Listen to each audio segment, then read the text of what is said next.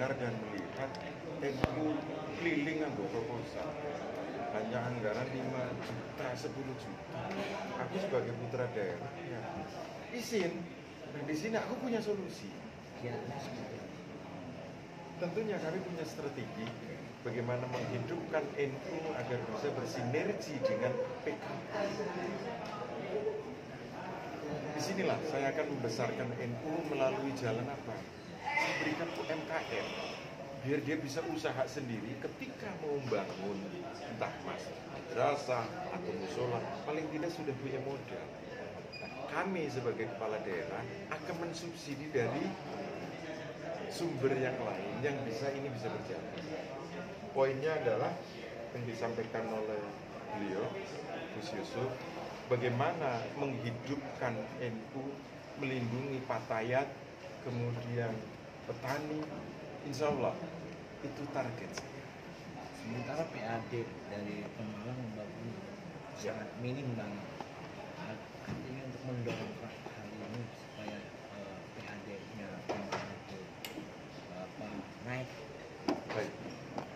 Untuk terkait PAD Malang saat sekarang ini 380 meter.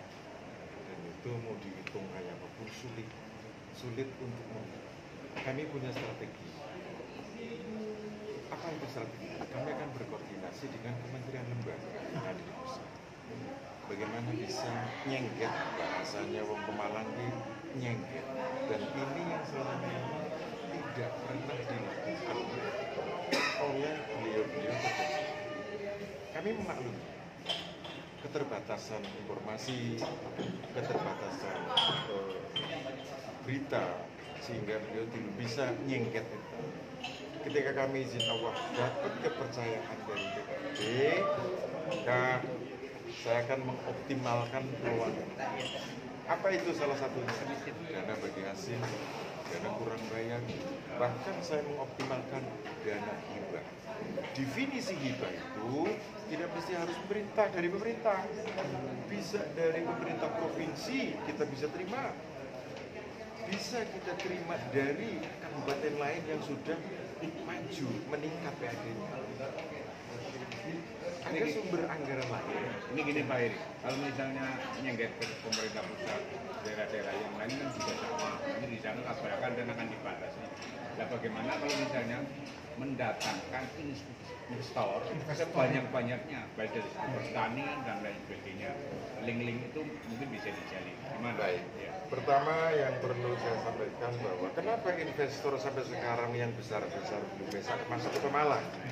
Terbentur dengan aturan birokrasi yang ada itu mempersulit investor masuk. Yang kedua, sarana dan prasarana di Kabupaten Pemalang itulah yang menyebabkan investor belum bisa masuk. Bagaimana perusahaan besar akan masuk ke Pemalang jika infrastrukturnya belum memadai?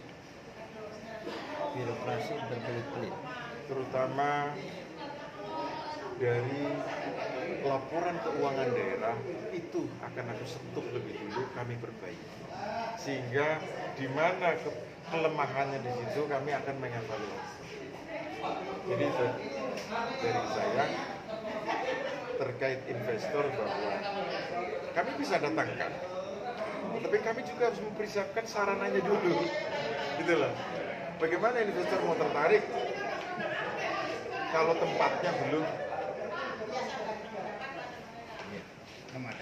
memadai. dengan birokrasi yang artinya administrasinya.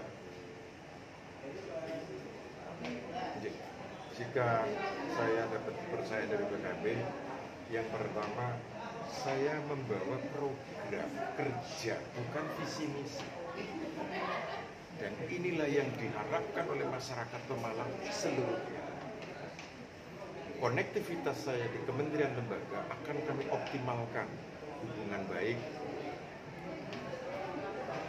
dana bantuan, baik dana kurang bayar, baik dana bagi hasil. Kami akan mengupayakan kepada beliau-beliau yang masih jujur, saya masih 6 tahun lagi.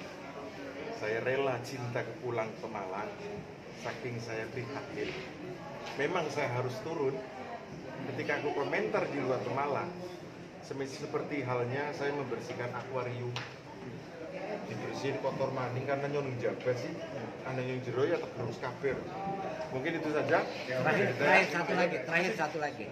Mengasalah komitmen yang tadi disampaikan oleh Ketua DPC PKB mengenai setelah Komitmen apa? artinya setelah diberikan tiket dari PKB, apa Mereka maksudnya rekomendasi atau tiket dari PKB, panjenengan akan tetap loyal pada PKB?